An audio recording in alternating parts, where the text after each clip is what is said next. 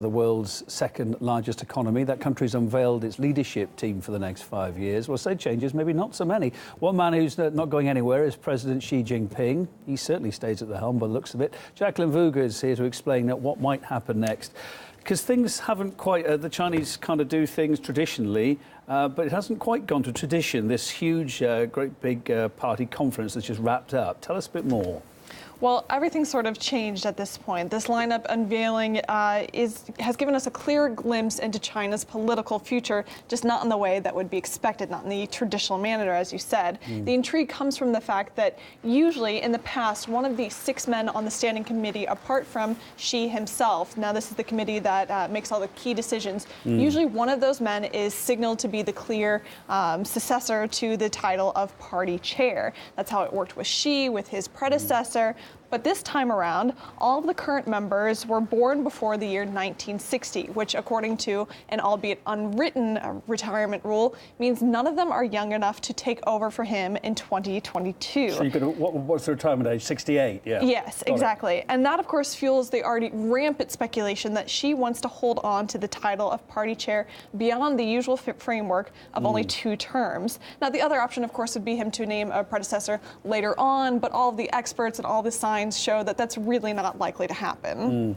So it's unusual then that a successor wasn't hinted at here, basically, is the story, yeah? Absolutely. He's breaking from years of party tradition because while there are laws in place that say he can only serve as president for 2 terms, his other 2 titles, that of the head of the military and the party chair, those 2 don't actually have limits, not written down in law at least. It's just it could be a future job, maybe. Exactly, exactly. And that of party chair and the head of the military, those are huge positions, arguably more powerful than that of just president. And it's also important to note that just yesterday, the Communist Party added Xi's name and political ideology to their constitution, which really elevates him to the level of prestige with other heavyweights like Chairman Mao, the founder of the People's Republic of China. So all this really cements Xi's power and his legacy in the country. And while obviously none of us has a crystal ball, we can't look into the future and say what exactly will happen in 5 years, the groundwork being laid really shows that Xi's not fading into the background anytime soon, and he'll continue to, it'll be interesting to see if he continues to stay away from tradition and what that could come in the future, at what kind of cost that could come at. Yeah, all right, Jackie, thanks for that. Let's get the view from Hong Kong, shall we? We'll go live there. Political analyst and Professor Joseph Cheng's there. Don't know if you're listening into what our correspondent had to say there. Things did depart from the traditional, because normally, as Jackie was saying, we'd normally have a clear idea of who was going to take over from Xi Jinping in 5 years when he has to retire. But there didn't seem to be an obvious person there because they'd all be too old. What was your take on it? Yes, there are no young members who, by the time of 2022, can still serve for another 10 years in the leadership post. So this means that Xi Jinping may like to have a 3rd term on his own, or he may decide to choose his own successors in the coming 2 or 3 years, or he may even choose to split the leadership positions by 2022, and he may still claim 1 or 2 top positions for himself.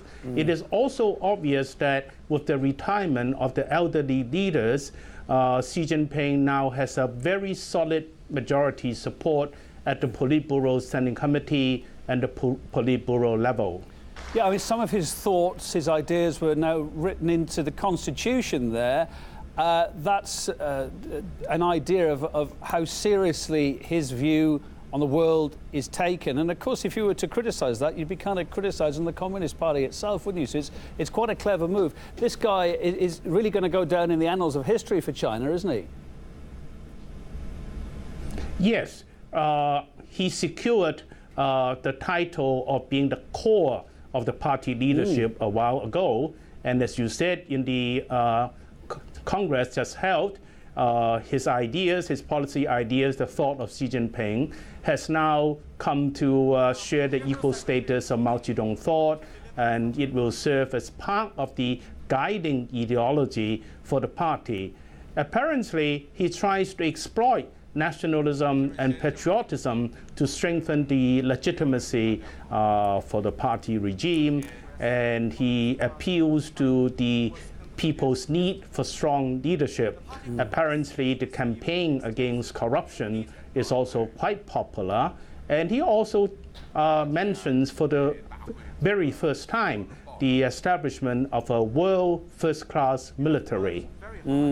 Yeah, talking very much looking ahead more than just the next 5 years, the next 30 years, wasn't it, as to where China would be in the world, and seeing himself pretty much up there first, China coming first, the big power, the big superpower, the big industrial power, but equally big respected country as well to tackle climate change, etc., etc. Some of the world's problems being tackled as well. So it looks like a bright future under his helm, according to him, then, yeah.